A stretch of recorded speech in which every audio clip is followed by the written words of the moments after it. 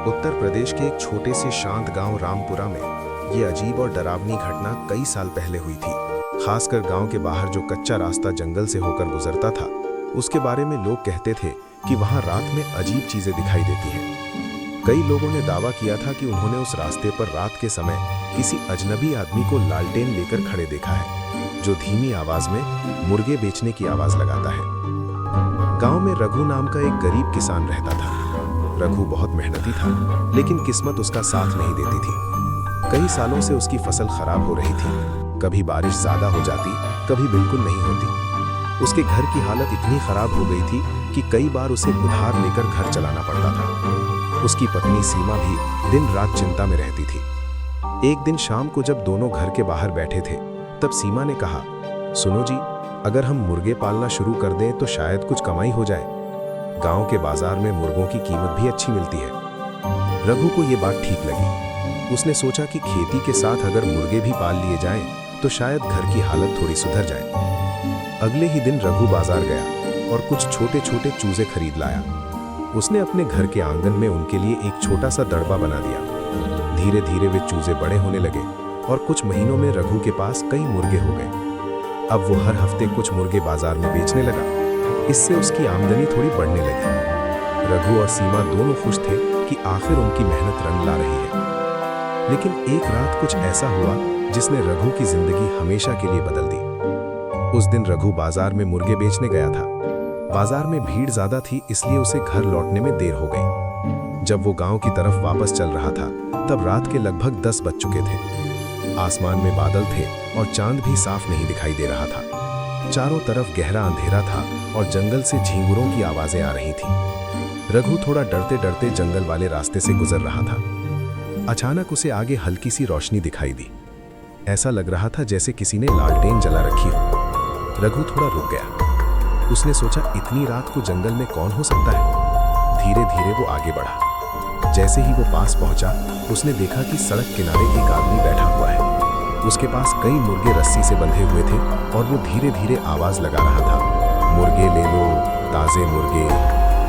रघु को ये देखकर हैरानी हुई। उसने उस आदमी से पूछा, भाई तुम इतनी रात को यहाँ मुर्गे क्यों बेच रहे हो? उस आदमी ने धीरे से अपना चेहरा उठाया। उसका चेहरा बहुत पीला था और उसकी आंखें अजीब तरह से चमक रही थी। उसने धीमी आवाज में कहा, मुर्गे बेच रहा हूँ, लेना है क्या? रघु ने सोचा, अगर सस्ते में मुर्गे मिल जाए तो अच्छा रहेगा। उसने पूछा, कितने के हैं? उस आदमी ने कहा, बस 20 रुपए का एक। रघु चौंक गया। बाजार में एक मुर्गा 200 रुपए से कम का नहीं मिलता था। उसे लगा शायद ये आदमी मजबूरी में बेच रहा हो। रघु ने तुरंत 5 मुर्गे खरीदे। उस आदमी ने मुर्गे उसे पकड़ा दिए और बिना कुछ कहे अंधेरे में धीरे धीरे गायब हो गया। रघु को ये थोड़ा अजीब लगा, लेकिन उसने ज्यादा ध्यान नहीं दिया। वो मुर्गे लेकर घर पहुंच गया। सीमा ने जब इतने सस्ते मुर्गे देखे तो वो भी हैरान हो गई। दोनों ने सोचा कि ये तो बहुत अच्छा सौदा हो गया। अगली सुबह जब रघु उठा तो उसने देखा कि वे नए मुर्गे बिल्कुल चुप बैठे हुए हैं। आमतौर पर मुर्गे जोर जोर से बांग देते हैं, लेकिन ये मुर्गे अजीब तरह से शांत थे। रघु ने सोचा शायद नए माहौल की वजह से ऐसा हो रहा होगा। लेकिन असली डर तो उसी रात शुरू हुआ। रात के लगभग 12 बजे अचानक रघु की नींद खुल गई। उसे आंगन से अजीब सी आवाजें सुनाई दे रही थीं, कुक कुक। लेकिन ये आवाज सामान्य मुर्गों जैसी नहीं थी। ये आवाज बहुत धीमी और डरावनी थी। रघु धीरे से उठा और दरवाजा खोलकर बाहर आया। जैसे ही उसने आंगन की तरफ देखा, उसके शरीर में सिहरन दौड़ गई। मुर्गे गोल घेरा बनाकर खड़े थे और बीच पुराने बरगद के पेड़ के कारण बहुत खूबसूरत माना जाता था। दिन में गांव का माहौल बहुत खुशहाल रहता था। बच्चे खेलते, किसान खेतों में काम करते और औरतें तालाब से पानी भरकर लाती। लेकिन कुछ महीनों से गांव के लोगों के दिलों में एक अजीब डर बस गया था, क्योंकि रात होते ही खेतों और जंगल की तरफ से एक डरावनी हंसी सुनाई देने लगी थी।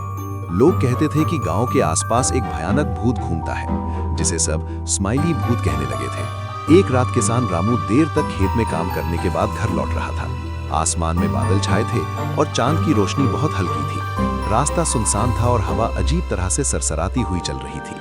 रामू जल्दी जल्दी कदम बढ़ा रहा था कि अचानक उसे खेत के किनारे कोई खड़ा दिखाई दिया।